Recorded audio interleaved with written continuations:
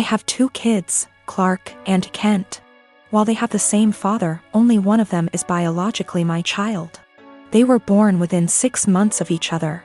The boys are currently 6, and for various reasons I have full custody of both of them. I didn't speak to anyone in my family for several years, and we got back in touch in 2019. Due to the boys' ages, my family know I couldn't have carried both, unless I have the gestation period of a hamster or the longest labor ever. I have explained to them how this all came to be, but in my explanation I neglected to tell them which was my biological child. Due to my ex having a type, the other woman looked enough like me that the boys could pass for twins. Same dark hair, blue eyes, pale skin, and both cleft chins and dimples. My brother jokes that they look like tiny supermen. People who know them refer to them as twins because aside from a few minor differences, they're practically identical. Frankly, if they were closer in age and I'd had full custody of both from the time they were born, I suspect I would have mixed them up a lot as babies. Shortly before Clark's birthday last year, my mum asked if she could see Clark's birth certificate. I asked why and she said she wanted to know the exact time he was born, so I told her. She asked if she could see the certificate anyway. I asked why. She said she just wanted to check. I said I'm his mother, I know when he was born. Then she asked the same thing about Kent and we went through the same conversation all over again. Mum eventually admitted that she just wanted to see the birth mother's name on each certificate, which isn't even how that works, and I told her as much. This led to an argument where my stance was that I'm their mother, biology is irrelevant. Mum says if biology is irrelevant then it's not a big deal to tell her which of them is biologically mine. I said if she's so hung up on biology, then clearly it's a big deal to her and I don't want it to be a big deal. Especially as the boys themselves don't know. Mum feels this is incredibly selfish, narcissistic, and overall wrong. She feels that if biology isn't such a big issue, then I should have no problem telling her whether Clark or Kent is my biological son. And that accusing her of potential favoritism or something similar with her bio-grandchild is an unfair judgment, with no actual reasoning to it. My boyfriend agrees that I shouldn't tell anyone at least until my sons have decided for themselves, if they want to know and want other people to know. But my entire family agree with Mum that I'm being unreasonably selfish and that my actions now are more likely to cause issues than Mum's potential actions later. So, my fiancé took up cooking during quarantine. We used to cook little and instead ate a lot out of the house. We could afford it and tended to eat healthy. Of course, we can both cook, but given our busy schedule, it was easier to eat out. Also, to be honest, I don't really like cooking and consider it a chore to be avoided. I love food, but there are other things that I would rather do in my own time. Due to quarantine, my fiancé has decided to cook more and has found that she enjoys it a lot. This is great. I am happy for her that she has discovered something new that brings her joy. Turns out she's pretty good at it too and she cares about learning new skills etc. so I benefited too. I still don't really like cooking myself, as I said, so in exchange for her putting all that effort into cooking, I help her out by paying for takeout in the evenings when she doesn't feel like cooking, and also I do everything else, wash the dishes, clean the table, etc. on the days she cooks. To the best of my knowledge, she agreed that this was an appropriate compromise, and of course, if she felt it was unfair, I would be happy to fill the gap in other ways. But she seemed to enjoy it. As her culinary experiments expanded into baking and became more complex overall, she began to involve me in cooking. I would go into the kitchen to have a drink and check it out and she would say, "Oh, could you help me chop this while I fry this?" Or something like that.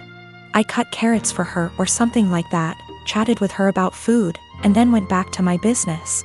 I didn't mind it at all. But gradually I became her sous chef, especially when she wants to cook food together.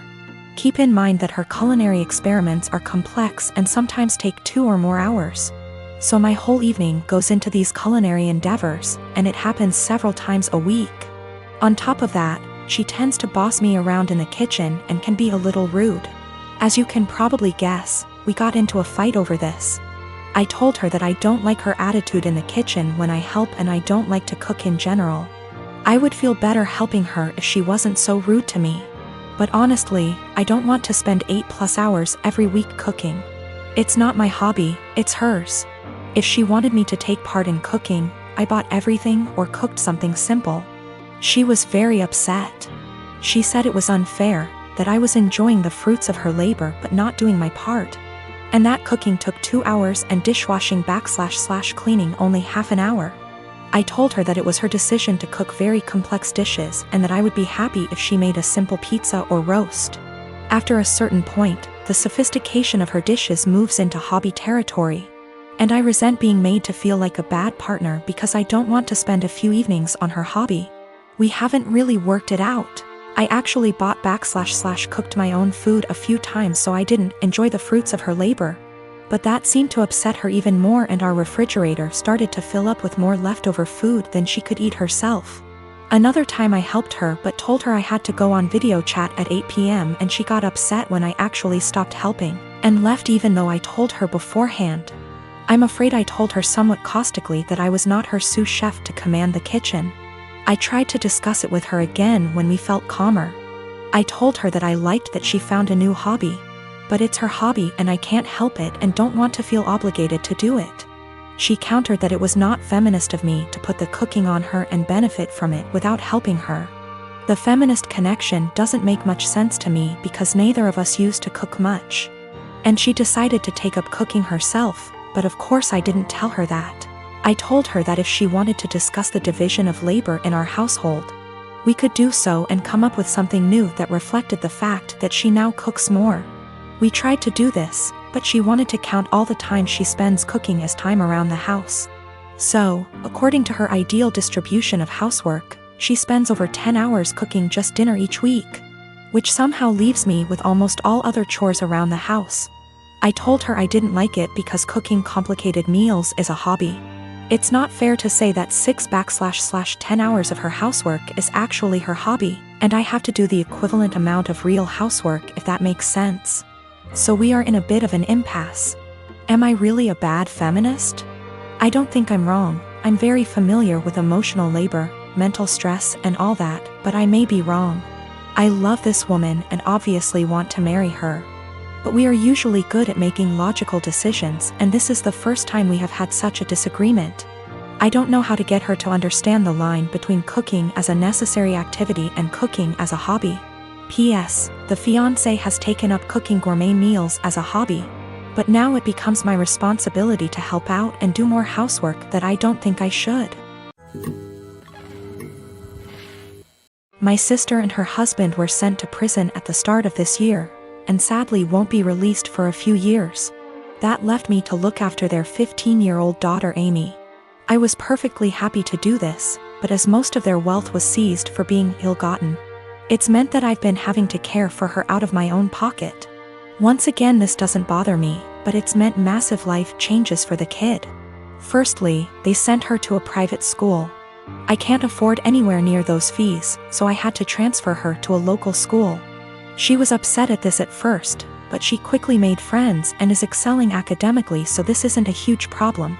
She's been off school for the last few months anyway due to the situation.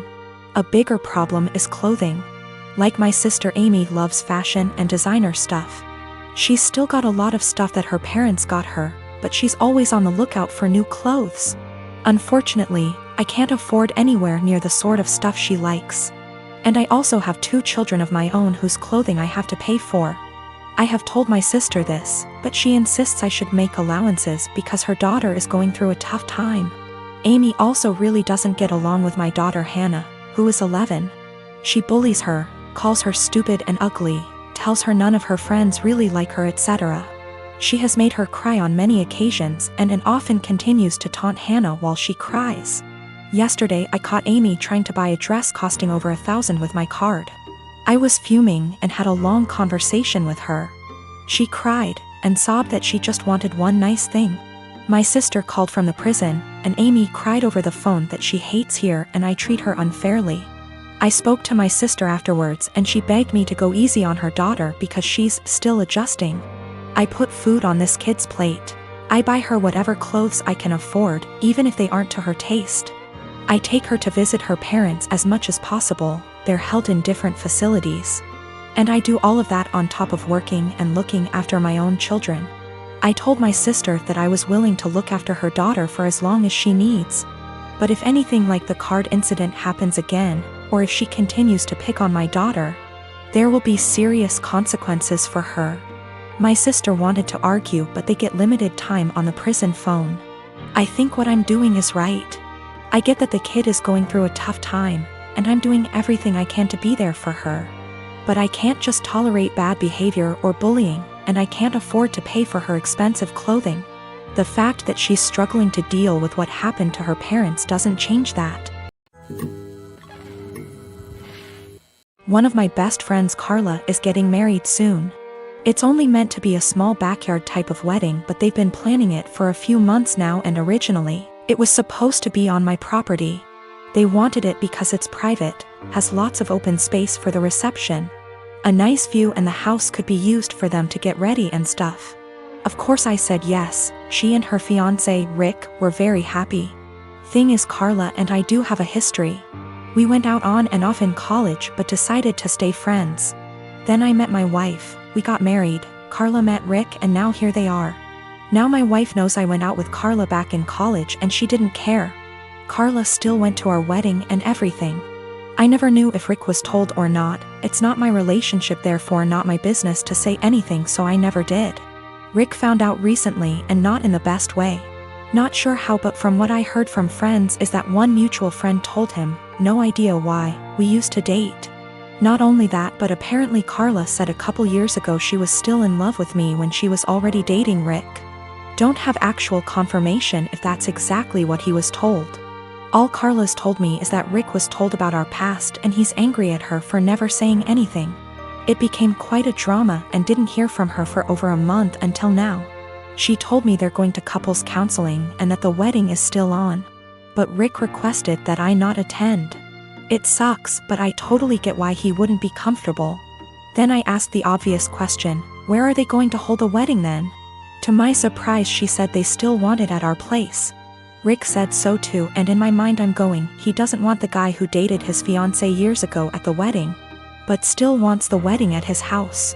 My wife and I are expected to just not be at our home that weekend, and I told Carla no. They're going to have to find someplace else since we're not going to simply leave our home to them for the weekend. Not only for safety reasons, but it just doesn't make sense. Rick doesn't want me around because he's not comfortable, but is comfortable enough to have their wedding at my house. They really want their wedding here though, and because of that I've been bugged by not only her but also Rick, and some friends who think I'm being a petty asshole for not letting them have the wedding here anymore. Honestly, don't think that I am. It just doesn't make sense at all to have to leave our own place for a wedding we're no longer welcome to, and leaving our home totally vulnerable. Still, being accused of sabotaging their wedding, and Rick believes it's the least I can do after everything.